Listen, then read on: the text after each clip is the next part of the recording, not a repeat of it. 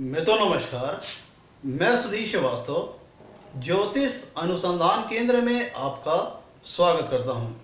मित्रों, आप लोगों ने मेरे चैनल को अगर अभी तक सब्सक्राइब नहीं किया है तो जल्द सब्सक्राइब करें ताकि मेरे आने वाले नए एपिसोड और वीडियोस की सबसे पहले आपको जानकारी मिल पाए।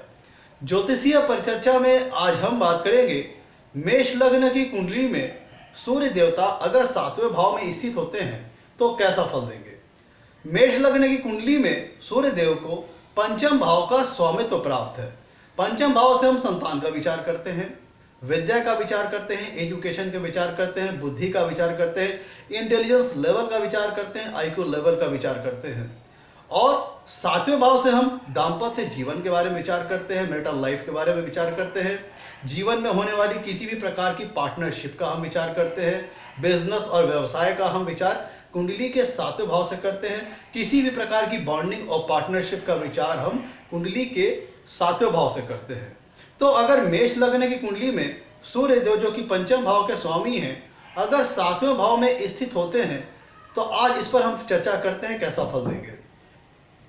7वें भाव में जैसा कि आप देख रहे हैं मेष लग्न की कुंडली में सूर्य देवता अगर 7वें भाव में स्थित होते हैं तुला राशि में तो वो सूर्य देव की नीच राशि है, जिसके चलते जातक को एजुकेशन में प्रॉब्लम, एजुकेशन लेने में दिक्कतें आती हैं।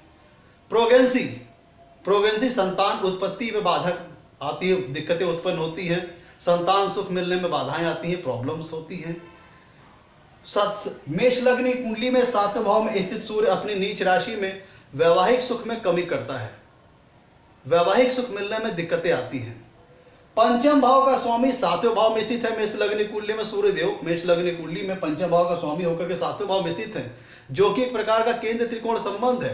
पर सूर्य देव अपनी नीच राशि तुला राशि में स्थित है, जिसके चलते केंद्र त्रिकोण संबंध तो बनेगा, लव मैरिज के योग बनेंगे, इंटरकास्ट मैरिज के योग बनेंगे।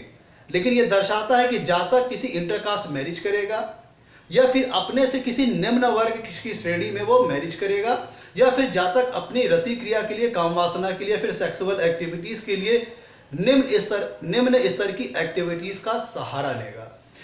ये जो सूर्य देव की जो मेष लग्न कुंडली में जो 7वें भाव में प्लेसमेंट है, ये हो सकता है इसके चलते जातक का अपने जीवन साथी के साथ वैचारिक मतभेद हो या फिर सामंजस्य बैठाने में दिक्कतें आए। और मेष लग्न की कुंडली में पंचम भाव के स्वामी सूर्य के 7वें भाव में स्थिति प्रेगनेंसी में प्रॉब्लम देती है, संतान उत्पत्ति में बाधक होती है, संतान सुख मिलने में प्रॉब्लम्स आती हैं, एजुकेशन में प्रॉब्लम आती हैं। जातक की सोच हो सकता है अपने जीवन साथी के साथ मैच ना करे, जातक कभी कदार नैरो माइंडेड हो जाए, संकीर्ण स्तर की सोच वाला हो जाए। और मेष लग्न की कुंडली में 7वें भाव जो में सूर्य जब स्थित होते हैं, इनकी 7वीं पूर्ण दृष्टि लग्न स्थान पर आती है, जहां पर मेष राशि है जो कि सूर्य देव की उच्च राशि है। ध्यान दीजिएगा, मेष लग्न की कुंडली में जब सूर्य देवता 7वें भाव में स्थित होते हैं तो इनकी 7वीं पूर्ण दृष्टि लग्न स्थान पर आएगी, जहां पर सूर्य की उच्च राशि है, जिसके चलते जातक की कद काठी, जातक की पर्सनालिटी बहुत अट्रैक्टिव होगी, बहुत स्मार्ट पर्सनालिटी का व्यक्तित्व होगा, उसका व्यक्तित्व काफी प्रभावशाली होगा, उसका पर्सनालिटी काफी प्रभावशाली होगी। अगर वो व्यक्ति 10 लोगों के बीच में भी खड़ा होगा तो व्यक्ति की अलग से आइडेंटिफिकेशन होगी। जातक दिखने में हैंडसम होगा, जातक का मनोबल अच्छा होगा, कॉन्फिडेंस अच्छा होगा, आत्मविश्वास अच्छा होगा, जातक हिम्मती होगा, साहसी होगा। लेकिन मेष लग्न की कुंडली में पंचम भाव के स्वामी सूर्य का 7वें भाव में जाना मैरिटल लाइफ में प्रॉब्लम देगा, मैरिटल लाइफ में सुखों में कमी करेगा। जीवन में व्यक्ति अगर किसी प्रकार की बिजनेस पार्टनरशिप या किसी भी प्रकार की बॉन्डिंग या पार्टनरशिप करता है तो उसमें दिक्कतें आएंगी, बाधाएं आएंगी, अवरोध आएंगे।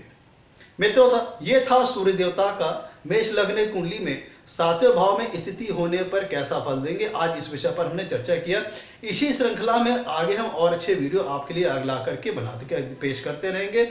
आपसे कहना है मेरे वीडियो को लाइक करें और मेरे चैनल को सब्सक्राइब करें ताकि मेरे आने वाले वीडियोस की आपको जानकारी मिल पाए। और आपके लाइक्स और सब्सक्रिप्शन हमें मोटिवेशन प्रदान करते हैं ताकि आगे चल करके हम और अच्छे वीडियो बना करके आपके सामने ला करके प्रस्तुत कर सकें। मित्रों, आज के लिए इतना ही। धन्यवाद।